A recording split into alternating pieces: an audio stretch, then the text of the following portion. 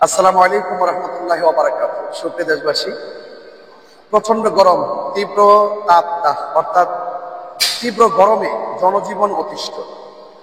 আজকে আমার দিনের প্রোগ্রাম ছিল মুন্সিগঞ্জ। তো আসলে যে অবস্থা দেখছি গরমে, সেই গরমের কারণে জনজীবন অতিষ্ঠ। তো আপনারা জানেন যে গরম কিন্তু আসলে জাহান্নামের নিঃশ্বাস। এটা অবশ্যই আমাদের জন্য একটা পরীক্ষা। তো আমি দেশবাসীর কাছে এদের অনুরোধ করবো, আপনারা গরমে বেশি করে পানি পান করবেন, ডাবের পানি পান করতে পারেন, তরমুজ খেতে পারেন। এবং অভিভাবকদেরকে আমি একটু দৃষ্টি আকর্ষণ করে বলবো, আপনারা বাচ্চাদের প্রতি একটু খেয়াল রাখবেন। কারণ বাচ্চারা কিন্তু আসলে তাদের তৃষ্ণার কথা বলতে পারে না, তাদের কষ্টের কথা বলতে পারে না।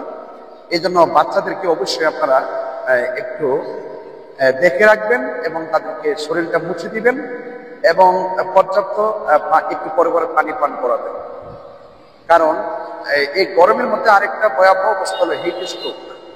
অর্থাৎ আপনি যখন দেখবেন যে আপনার শরীর ঘামতেছে, হঠাৎ করে যখন দেখবেন যে ঘামটা বন্ধ হয়ে গেছে কিন্তু শরীর থেকে তাপ বেশি বের হচ্ছে, তখন কিন্তু হিট স্ট্রোকের সম্ভাবনাটা খুব বেশি থাকে।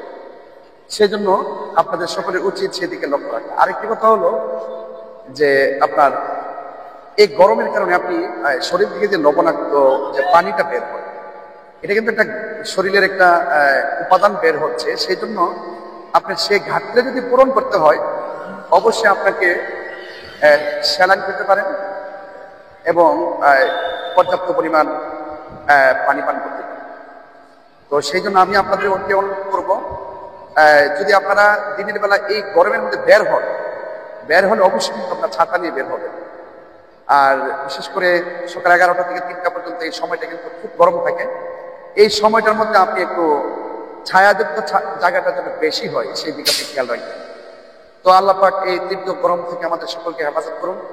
আল্লাহ পাকের পক্ষ থেকে যখনই যে যা কিছু আমাদের উপরে অর্পিত হবে, আল্লাহ পাক যেন নিয়ামতের সাথে যেন আমাদেরকে প্রদান করেন।